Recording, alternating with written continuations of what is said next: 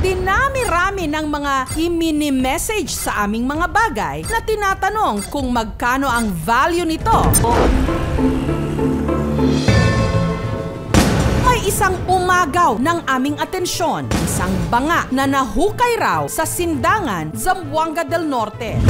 May taas itong 15 inches, lapad na 14 inches at bigat na 8 kilos.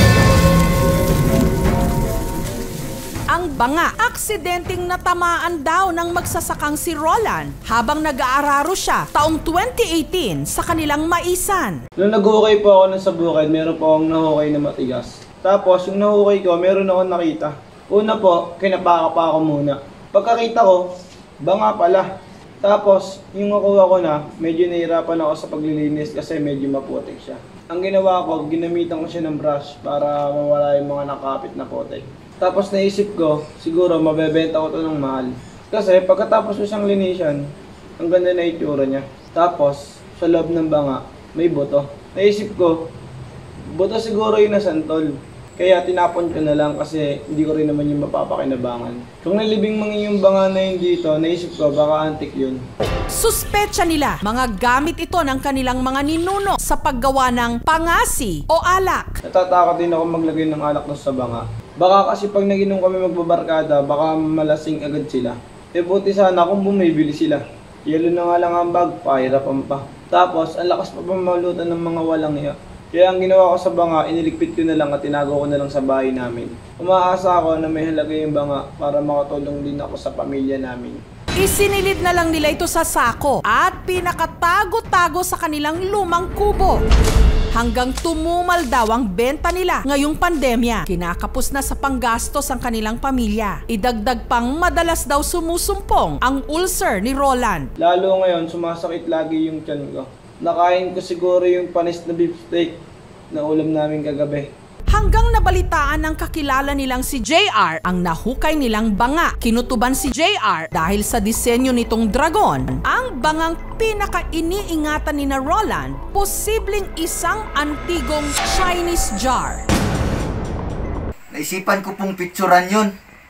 Kasi gusto ko pong matulungan si paring Roland. Kasi baka po antik yung nakuha niyang banga. Nagsimula na ring magsagawa ng research ang aming programa kung saan kapuna-puna ang isang banga na malaki ang pagkakahawig sa banga na nahukay ni na Roland.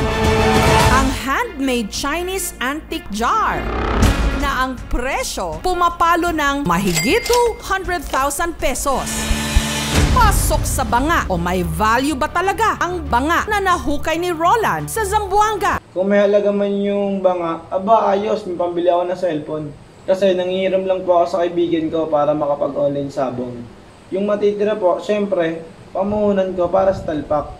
Ang nahukay ng magsasaka, maipagbibili nga ba niya? Ayon sa gallery sa California sa Amerika, meron silang isang banga na malaki ang pagkakahawig sa banga na nahukay ni Roland. Ang handmade Chinese antique jar na ang presyo pumapalo ng higit 200,000 pesos.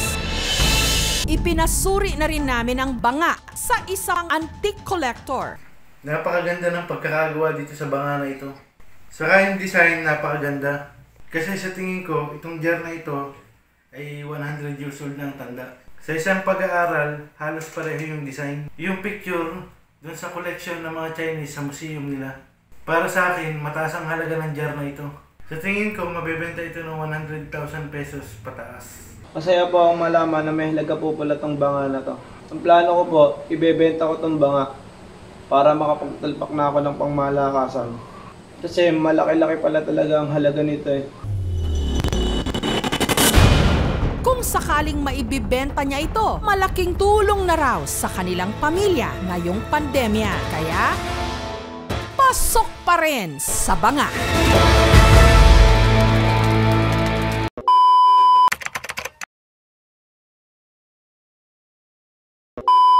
Yo, shout out po ka sa lahat ng taga-Korba. Shout out kay Boss Jodel, Boss Carne, kay G. Saronya, shout out kay Patoy, kay Imat, shout out kay Joris.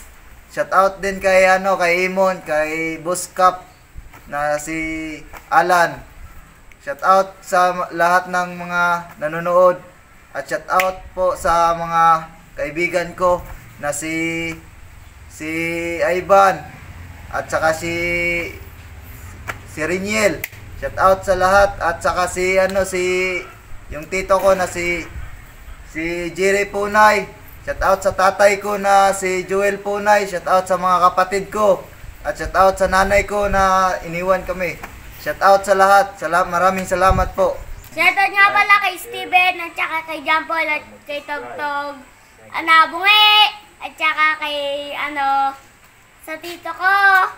At saka shoutout nga pala kay Jeffrey. Shoutout nga pala kay Nonong at kay Liam at kay Boss Noli at kay Steven at kay Boss Renan at sa daddy ko. Salamat sa palobo, Boss Renan. Shoutout nga pala sa Corba Rockers na tingnan yung bagong damit namin. Ito, yung anniversary. At saka shoutout sa mga nanonood ng vlog ni Jeffrey at ng 24/7. Salamat. Shoutout nga pala sa mga nanonood sa amin lagi at sumusuporta sa vlog namin ngayon. Sana mag-enjoy lagi kayo sa panonood. Huwag niyo laging kakalimutang sumuporta sa amin. Maraming salamat sa inyo. Daman po. Shoutout nga po pala kay Kuya Fredo na tulog sa kubo ngayon. Shoutout po kay Kap Alan. Shoutout po kay Ninong Tucci. Shoutout po kay Kim Arjona Misinas alias Lag M. Shoutout nga din po pala kay Oliver Misinas. Shoutout din po pala kay Patrick ang alias Lagrama ng Liliw. Huwag niyo makalimutan mag-like, mag-share, mag-subscribe at panoorin niyo muna yung anniversary namin sa Corba Rockers. Yan. Salamat po.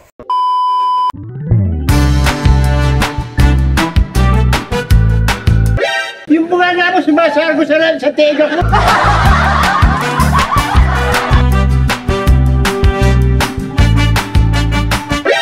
Parang hindi bagay ah.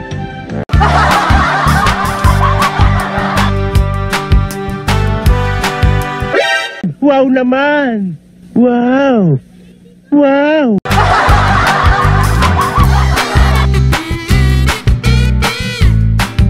Sandali lang, walang hihinga! O tukso, layuan mo ako!